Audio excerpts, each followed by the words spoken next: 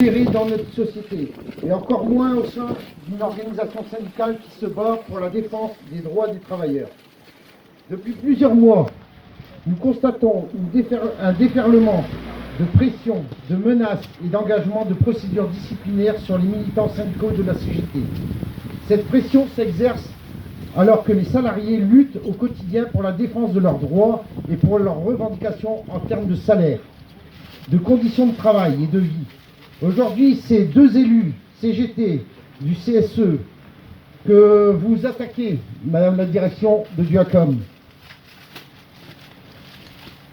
dont la trésorière du CSE, membre du C2SCT et membre de notre direction syndicale, départementale et fédérale, Rebecca et Ophélie.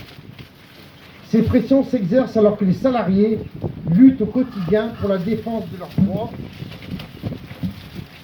pour leurs revendications en termes de salaire, de conditions de travail et de vie. S'attaquer aux militants de la CGT, c'est s'attaquer à toute la CGT. C'est une atteinte à la liberté d'expression, à la liberté d'association et à la liberté de défense des intérêts des travailleurs. L'attaque faite aux militants syndicaux est une attaque faite à l'ensemble du personnel de l'entreprise. La semaine dernière, nous étions rassemblés pour soutenir l'attaque faite au secrétaire général de l'UD du Nord. Vendredi, en Martinique, les salariés étaient rassemblés pour soutenir les militants de la CGTM, dont le secrétaire général est lui aussi appelé à une mesure disciplinaire. Nous ne pouvons pas rester silencieux face à de telles injustices. La discrimination syndicale est une violation flagrante des droits fondamentaux des travailleurs. Elle empêche les militants syndicaux de mener à bien leur mission de représentation, de défense des intérêts des salariés. Elle fragilise la solidarité des travailleurs et nuit à la cohésion sociale. Au nom de la direction fédérale de la CGT FAP, je réaffirme que nous devons rester unis et solidaires pour lutter contre toute forme de discrimination, qu'elle soit liée à l'engagement syndical, au genre, à l'origine ethnique, à l'orientation sexuelle ou à toute autre caractéristique personnelle.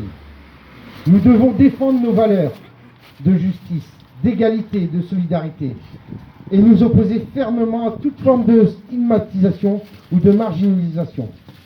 Nous appelons à la mobilisation de tous les militants et de tous les sympathisants de la CGT pour soutenir nos camarades victimes de discrimination syndicale.